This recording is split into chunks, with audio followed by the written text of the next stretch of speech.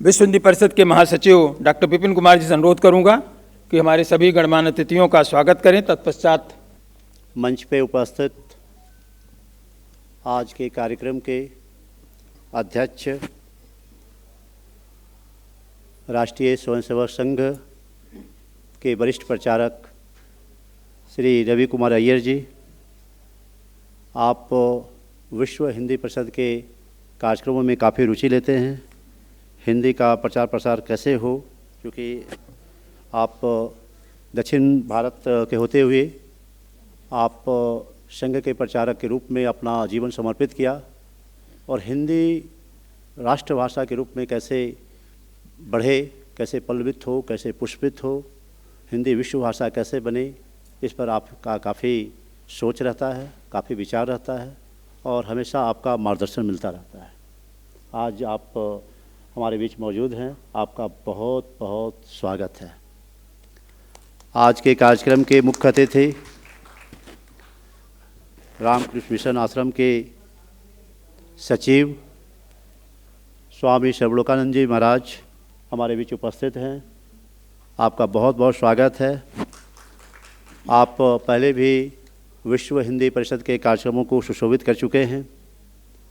हिंदी का प्रचार प्रसार के लिए आपका मार्गदर्शन मिलता रहता है, आपका सुझाव मिलता है और स्वामी जी के कई लिटरेचर को हिंदी में आपने प्रकाशित करवाया है। आपका यहाँ बहुत बहुत स्वागत है। कार्यक्रम के विशिष्ट अतिथि के रूप में त्रिनाद एवं टोबैगो के राजदूत श्रीमान रोजर गोपाल जी मौजूद हैं।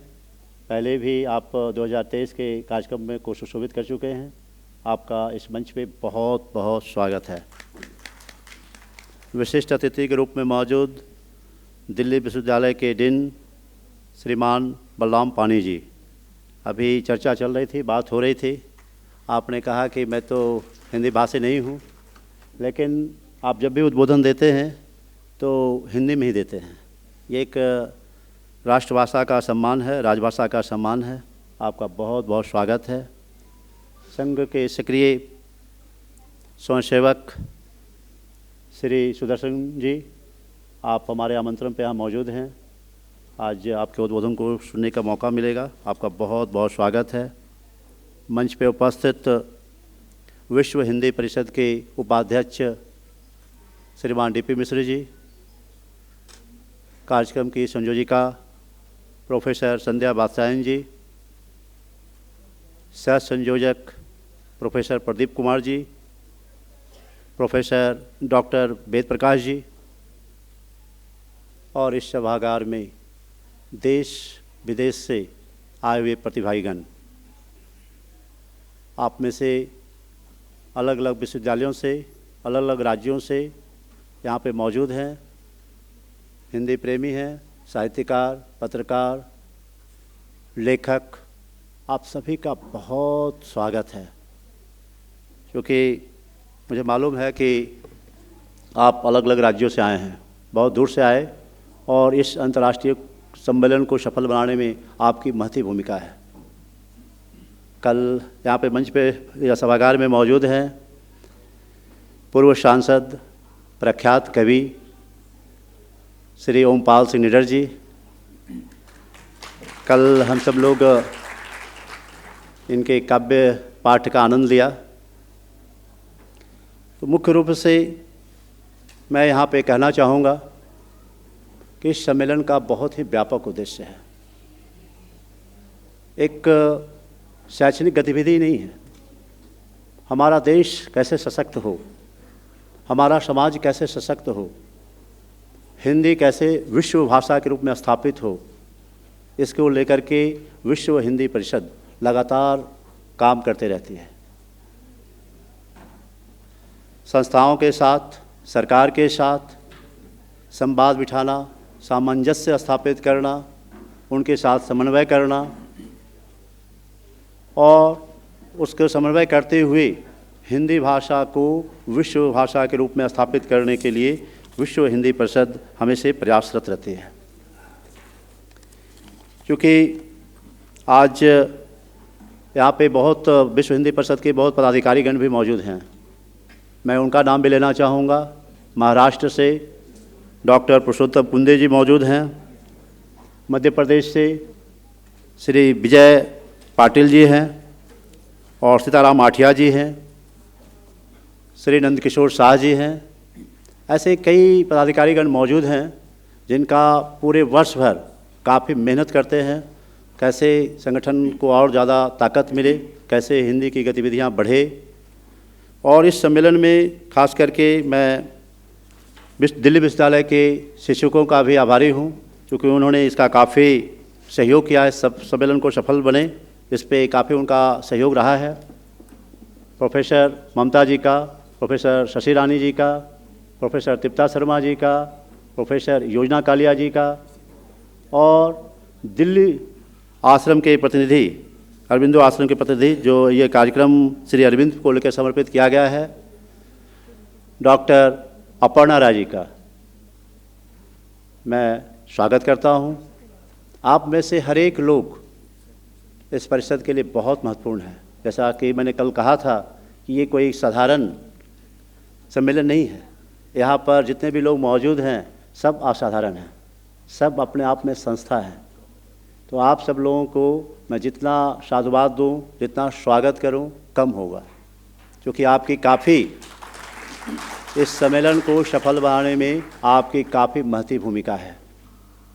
ऐसे जो महती भूमिका दे रहे हैं, ऐसे कुछ लोगों का दायित्व भी हम आज घोषणा करेंगे, ताकि संगठन और सशक्त हो, हिंदी भाषा और मजबूती से पूरे वैश्विक स्तर पे छा सके। इसके लिए हम लोग काम करेंगे। तमिलनाडु से माहेश्वरी जी आई हैं, खड़ा हो जाइए। इस बार प्रोफेसर राजरत्नम ने आपको भेजा है।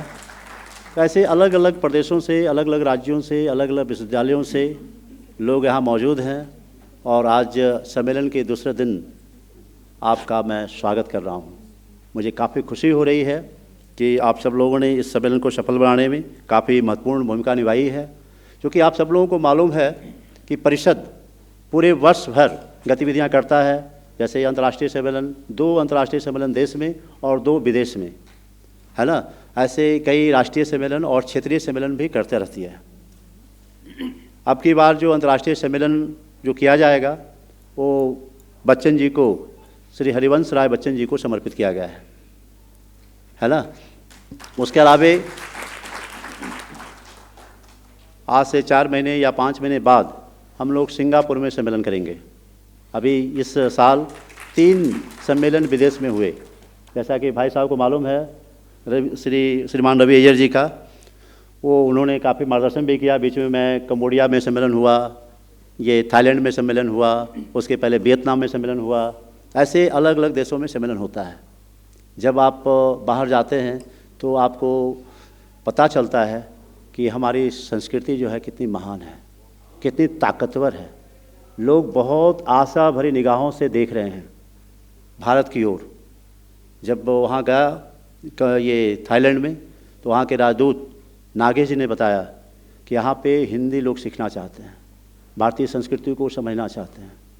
इसके लिए आप विश्व हिंदी परिषद की तरफ से एक समझौता कीजिए और कुछ हिंदी शिक्षकों को भेजिए, जो हमारी भाषा को तो सिखाए ही, साथ साथ भारतीय संस्कृति के बारे में भी बताए। तो विश्व हिंदी परिषद एक ऐसा मंच है, आप सब लोगों के लिए एक ऐसी संभावनाएं हैं, एक ऐसा अवसर है जिससे जुड़कर आप समाज के लिए, देश के लिए बहुत कुछ कर सकते हैं। आज लाखों लोग विश्व स्तर पर जुड़े हुए हैं, भारत में भी और भारत के बाहर भी। हर जगह विश्व हिंदी परिषद का पहुंच है और ऐसे सशक्त मंच पे आप अगर जुड़ते हैं तो ये और ज़्यादा हम संदेश देने में सफल होंगे, और ज़्यादा ये अपनी भाषा के लिए, अपने संस्कृति के लिए कुछ करने में सफल होंगे।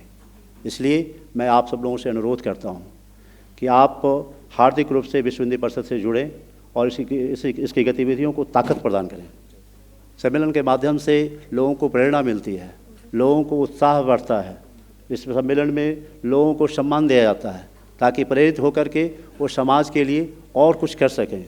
जिन लोगों को सम्मान नहीं मिलता है, आगे मिलेगा, क्योंकि हर लोग ऐसे लोग जो काम करते हैं समाज के लिए, देश के लिए, उसका परिषद बहुत ख्याल रखती है, ध्यान रखती है।